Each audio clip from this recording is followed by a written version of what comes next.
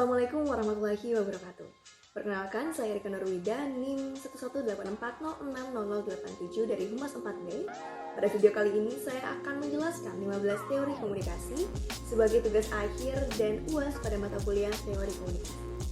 Pertama, ada teori jarum suntik atau hypodermic needle theory, di mana teori ini mengasumsikan bahwa media massa memiliki kekuatan yang luar biasa, sehingga halayak tidak mampu membendung informasi yang dilancarkannya.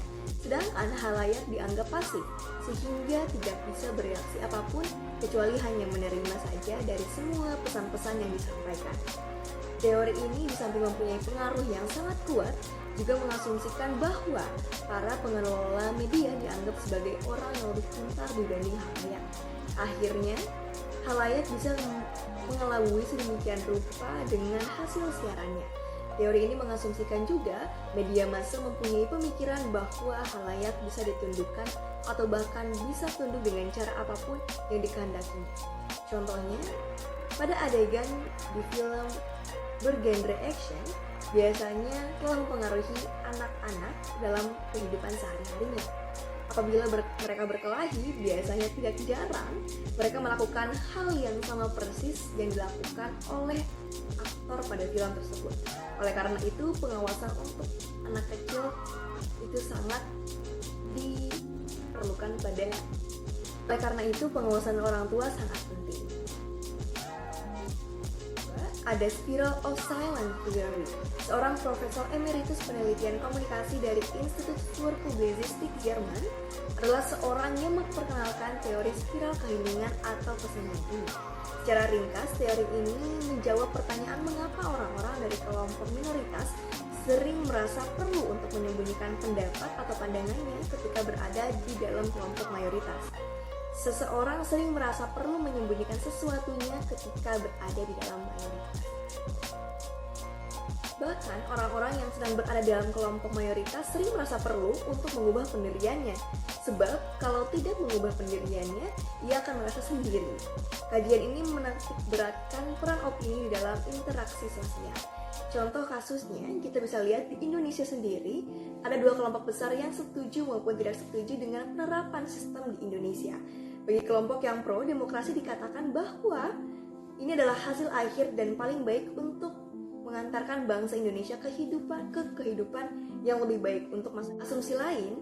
Masyarakat adalah pilar utama bagi negara, maka demokrasi harus dijalankan dalam berbagai aspek kehidupan. Sementara itu, kelompok penentang demokrasi mengatakan bahwa kita mempunyai cara sendiri dalam mengatur negara dan masyarakat Indonesia. Kita memiliki Pancasila, dan kita adalah bangsa yang mementingkan persatuan. Demokrasi ini hanyalah mengancam keharmonisan hidup pada Indonesia sendiri dan juga kita masyarakat. Selanjutnya ada teori demokrasi organisasi. Teori ini ditulis oleh Merson yang memiliki pengertian yaitu mempelajari kinerja dalam sebuah organisasi. Salah satunya membahas bagaimana sebuah organisasi menjalankan fungsi dan mengaktualisasikan visi dan misi pada organisasi tersebut. Organisasi itu akan terbentuk ketika adanya interaksi satu sama lain dalam mencapai tujuan bersama. Selanjutnya ada teori uses and gratification. Herbert dan Elihu adalah orang yang pertama mengenalkan teori ini. Teori uses and gratification atau kegunaan dan kepuasan diperkenalkan pada tahun 1974 dalam bukunya The Uses of Mass Communication, Current Perspectives of Gratification Research. Teori ini mengatakan bahwa pengguna media memainkan peran aktif untuk memilih dan menggunakan media tersebut. Dengan kata lain, pengguna media adalah pihak yang aktif dalam proses komunikasi. Teori ini adalah kebalikan dari teori peluru. Teori ini lebih menekankan pada pendekatan manusiawi dalam melihat media masanya. Artinya, manusia itu mempunyai otonomi wewenang untuk memperlakukan media itu sendiri. Menurut teori ini, konsumen media mempunyai kebebasan untuk memutuskan bagaimana dan lewat media apa mereka menggunakan media dan bagaimana media itu berdampak pada dirinya sendiri. Teori ini juga mengatakan bahwa media dapat mempunyai pengaruh jahat pada kehidupannya. Pada channel Metro TV, tentu akan lebih banyak dipilih oleh mereka yang ingin mencari kepuasan dalam perolehan informasi dan berita dibanding dari halayak yang ingin memperoleh sesuatu pelarian ataupun rasa khawatir. Orang lebih senang menonton sinetron akan memanfaatkan dan mencari kepuasan pada media yang memberikan kebutuhannya dibanding media lain, seperti itu. Ada teori komunikasi massa. Teori komunikasi massa adalah proses di mana organisasi media membuat dan menyebarkan pesan pada halayak banyak. Organisasi akan menyebarluaskan pesan-pesan yang memengaruhi dan mencerminkan kebudayaan pada suatu masyarakat. Lalu informasi ini akan mereka hadirkan serentak pada halayak luas yang beragam. Teori ini pertama kali diperkenalkan oleh Profesor George ketika ia menjadi dekan di Annenberg School of Communication di Universitas Pennsylvania, Amerika Serikat. Yang pertamanya yang memperkenalkan teori ini adalah Living with Television. Contoh kasusnya, program acara sinetron yang ditayangkan televisi swasta semisal Diam-Diam Suka, Cinta yang Sama, dan lain-lain itu membahas mengenai kehidupan remaja yang menonjolkan masalah percintaan, gaya hidup remaja, dan kenakalan remaja. Para pecandu berat televisi akan mengatakan bahwa masyarakat sekarang, khususnya kehidupan para remaja, istilahnya pacaran itu bukanlah hal yang tabu, bahkan sudah sampai taraf yang biasa saja seperti itu. Selanjutnya teori pelanggaran harapan atau teori penyimpangan dugaan. Tokoh yang memperkenalkan teori ini adalah Judy K. Burgoon. Awalnya nama ini ada kata nonverbalnya, tetapi Burgoon mengganti nama tersebut menjadi Expectancy Violation Theory atau EVT karena teori ini mengkaji masalah melebihi wilayah komunikasi nonverbal. Inti teori pelanggaran harapan ini menyatakan bahwa orang memiliki harapan mengenai perilaku nonverbal orang lain. Ekspektasi atau dugaan ini terbentuk berdasarkan norma-norma sosial maupun pengalaman kita sebelumnya dengan orang lain dan situasi di mana perilaku tersebut terjadi. Dugaan ini dapat melibatkan hampir semua perilaku nonverbal, misalnya kontak mata, jarak, sudut tubuh, interaksi, dan lain sebagainya. Ketika ada satu mahasiswa yang memiliki hubungan keluarga dengan salah satu dosen di kampusnya, kemudian mereka duduk di depan masjid secara bersampingan, dan orang-orang yang tidak mengenal atau tidak tahu hubungan keluarga mereka akan memikirkan hal-hal yang lain, sedangkan yang orang-orang dekat itu tahu bahwa mereka berdua mempunyai hubungan keluarga. Sehingga orang-orang yang melihat dan tidak tahu hubungan dari dosen dan juga mahasiswa tersebut merasa itu adalah hal yang terlalu intim bagi seorang mahasiswa dan juga seorang dosen. Selanjutnya ada teori pertukaran sosial atau social exchange theory. Pencetus dari teori ini adalah Thibaut and Kelly. Asumsi dasar ini mengibaratkan proses interaksi manusia seperti pertukaran barang ataupun jasa atau biasa kita sebut sebagai barter, dan dengan mempertimbangkan biaya aspek atau cost dan imbalan atau reward. Jika imbalan dirasa tidak cukup atau lebih banyak dari biaya, maka interaksi kelompok akan diakhiri atau individu-individu akan terlibat dan mengubah perilakunya. Sebaliknya, jika biaya yang dikeluarkan lebih sedikit dibanding reward yang didapat, hubungan akan berjalan dengan konstan. Sebagai contoh, seseorang tidak mau lagi mencukur atau memotong rambutnya dengan model undercut karena kecewa CR7 itu pindah klub, padahal ia adalah fans berat dari Real Madrid. Alasan tersebut lebih relevan dipahami secara emosional ketimbang rasional. Selanjutnya ada teori dialektika relasional yang dikembangkan oleh Baxter dan juga Montgomery. Selanjutnya ada teori presentasi diri. Teori ini lebih menekankan kepada penampilan kita sendiri sebagai informan atau penyampai informasi. Hal ini pada umumnya lebih diperhatikan pada seseorang promotor, presentator, maupun public relation ketika menyampaikan atau mempresentasikan sesuatu informasi kepada halayak. Seorang informan wajib menjaga dan mengatur penampilan atau look-nya sebaik dan sebenar mungkin agar receiver atau penerima tertarik dan tertarik untuk memperhatikan apa yang disampaikan oleh seseorang tersebut. Karena receiver cenderung menggunakan mata mereka terlebih dahulu untuk menerima informasi. Contoh kasusnya seperti Seorang public relation atau promotor mengenakan pakaian yang rapi dan layak ketika berdiri di depan receiver atau penerima info atau audiens ketika mempresentasikan perusahaan atau sebuah produk. Tujuannya agar lebih terlihat bahwa perusahaan dan produk yang ia presentasikan itu layak dan patut untuk diajak bekerja sama dengan mereka, karena penampilan menunjukkan karakteristik seseorang atau perusahaan yang dipresentasikan. Selanjutnya ada teori kumpulan tindakan. Teori ini ditemukan dan dikembangkan oleh John Green. Teori penyusunan ini merupakan teori di mana akan digunakan ketika memberikan informasi sebagai pengujian cara kita mengatur pengetahuan dalam pikiran dan pengalaman.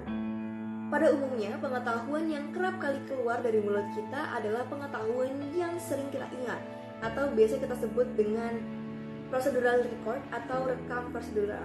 Pada umumnya, pengetahuan yang kerap kali keluar dari mulut kita adalah pengetahuan yang sangat sering kita ingat, atau paling sering kita ingat, yang biasa kita sebut dengan procedural record atau rekam prosedural, yaitu sekumpulan hubungan di antara syaraf dalam sebuah jaringan tindakan dan terhubung secara otomatis, sehingga sebagai seorang public relation perlu adanya penyusunan tindakan atau menyusun pengetahuan yang ada di dalam memori kita. Terkadang seorang public relation mengalami ketergantungan akan pengetahuan yang terkumpul di dalam memori. Hal ini adalah penyakit yang dimiliki oleh seorang informan ketika akan berbicara keluar jalur. Dan hal yang dapat terjadi tanpa kesadaran kita tidak akan pernah berbicara. Saya tadi ngomong apa ya? Seperti itu. Selanjutnya ada teori tindakan bicara. Teori ini dihubungkan dengan John Searle tentang bagaimana manusia bisa memahami melalui susunan kata-kata. Seperti contoh kasus, ketika ada yang berbicara, saya akan menemui Anda. Seperti itu, maka ada beberapa premis diantaranya, seperti orang tersebut akan menyampaikan pernyataan dengan susunan kata-kata menjadi kalimat sederhana. Kedua, orang tersebut telah menegaskan sesuatu yang diyakini kebenarannya agar orang lain mempercayainya. Yang ketiga, orang tersebut telah menyanggupi sesuatu seperti itu. John sendiri mengatakan bahwa ada maksud di balik sebuah perkataan yang sederhana. Tindakan berbicara ini tidak akan berhasil jika tindakan tidak dipahami dengan benar. Kalimat-kalimat atau kata-kata ini seperti kalimat-kalimat saya akan menemui Anda atau sesuatu kata-kata yang membuat kita untuk mempercayai kata tersebut sering kita dengar pada pembicaraan atau komunikasi antara atasan kepada bawahan ketika sedang ingin melakukan atau akan melakukan rapat. Selanjutnya ada teori rencana. Teori ini merupakan sesuatu yang ada sebelum adanya tindakan, berpikir tentang persoalan yang akan ada, berorientasi untuk masa yang akan datang sesuai dengan empiris. Sehingga teori ini sangat berpengaruh dan berkaitan dengan waktu yang akan datang, entah jangka panjang ataupun jangka pendek. Teori rencana ini pada umumnya dapat mengubah suatu keadaan untuk mencapai maksud yang dituju, dan diperlukan adanya analisis, kebijakan, dan rancangan dari hipotesis.